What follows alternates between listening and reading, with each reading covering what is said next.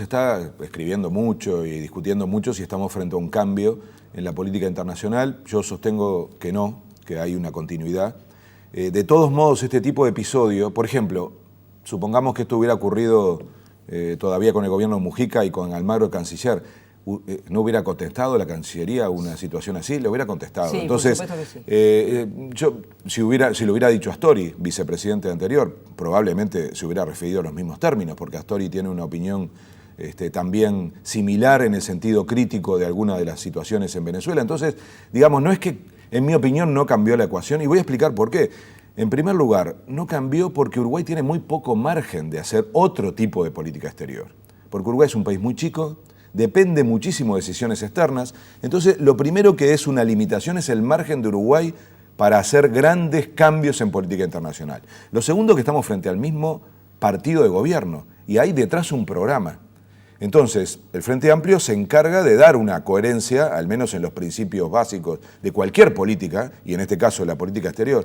Eso da ambas cosas, da una enorme rigidez, hay muy poco margen. Pero además creo, yo he desarrollado con bastante cuidado el análisis del discurso de Nino Noboa, y tampoco hay tantos cambios de fondo. Lo que hay, en mi opinión, es cambios de énfasis, cambios de perfiles personales, que no precisamente se ubican en el canciller, se ubican mucho más en los presidentes. Por ejemplo, miremos ambos cancilleres, Almagro, Nino Noboa. Son dos abogados, ambos vienen de origen del Partido Nacional, son del interior, vinculados al agro. O sea, alguien me puede decir, ¿tiene poco que ver? No, no, tiene mucho que ver si uno quiere comparar personajes. Luego hay que ver la política. Pero yo repito, el gran cambio en política exterior lo vamos a ver en cuanto a los perfiles en los presidentes. Ese es un cambio enorme. Pensar en Mujica haciendo política internacional y pensar en Tabaré Vázquez, que además ya lo conocemos, porque Tabaré Vázquez... Ahí está el gran cambio. Ahí está el gran cambio, que no tiene tanto que ver con la política exterior, sino con la forma, con el protagonismo, con las iniciativas, con la presencia física, que Mujica fue probablemente el presidente con mayor capacidad de desarrollar lo que se conoce normalmente como diplomacia presidencial, también muy criticado por eso.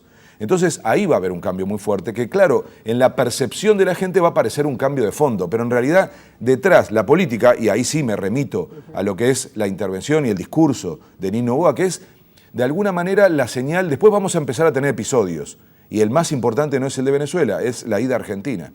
¿Y ahí qué cambio hay? Yo me pregunto, ¿qué cambio hay si lo primero que hace el nuevo gobierno es tomar la iniciativa de recuperar la relación, de ir a sentarse? Lo mismo que había hecho el inicio Mujica cuando logró que se levantara. Lo mismo, porque ¿qué margen tiene Uruguay? Vuelvo a la pregunta, ¿qué margen tiene Uruguay? ¿Pelearse? ¿Romper?